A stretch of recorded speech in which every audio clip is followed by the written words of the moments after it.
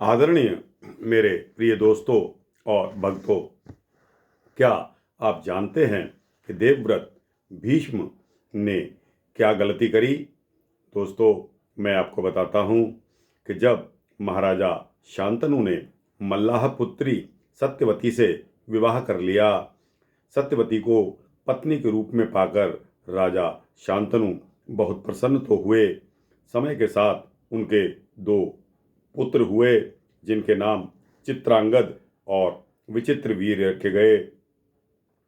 दोनों राजकुमार अभी बाल्यावस्था में ही थे कि राजा शांतनु स्वर्ग सुधार गए।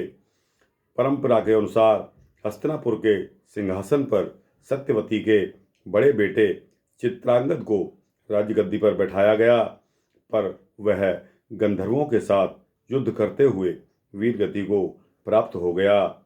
दोस्तों, चित्रांगद की मृत्यु के पश्चात विचित्रवीर्य को सिंहासन पर बैठा दिया गया और वह भीष्म के संरक्षण में राजकाज देखने लगा। दोस्तों, जब संरक्षण भीष्म का था तो बड़े भाई यानी कि हस्तिनापुर के सिंहासन पर सत्यवती का बड़ा बेटा जो चित्रांगद बैठा था, वो गंधर्वों के हाथों कैसे मारा गया, यहाँ यह प्रश्न उठता है। क्योंकि भीष्म ने जो इतने बलवान और महायोद्धा थे, उनके होते हुए चित्रांगद की मौत होना कोई साधारण बात नहीं थी।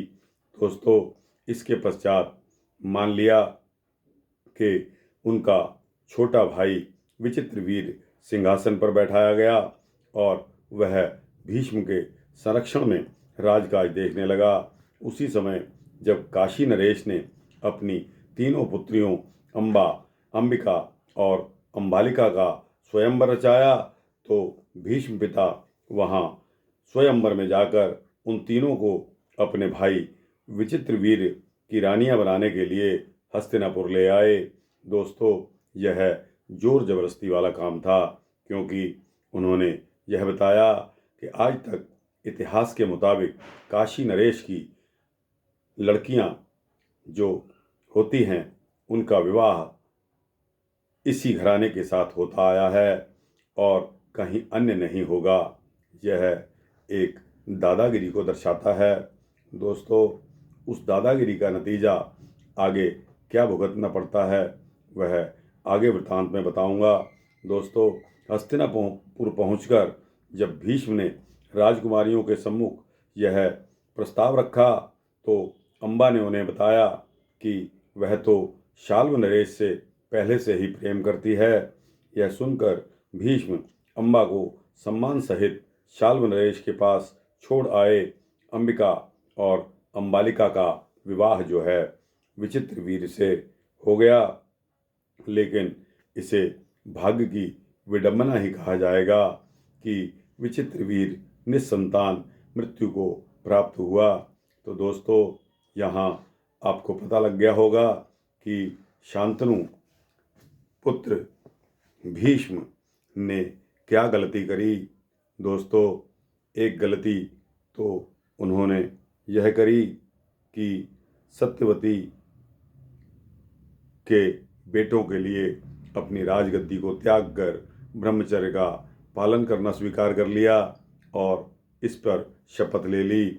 और दोस्तों, दूसरा, काशी नरेश की तीन लड़कियां अम्बा, अंबिका और अंबालिका का स्वयंवर जब रचा जा रहा था, तो दोस्तों, हर कन्या को अपना वर प्राप्त करने की पूरी छूट होती है।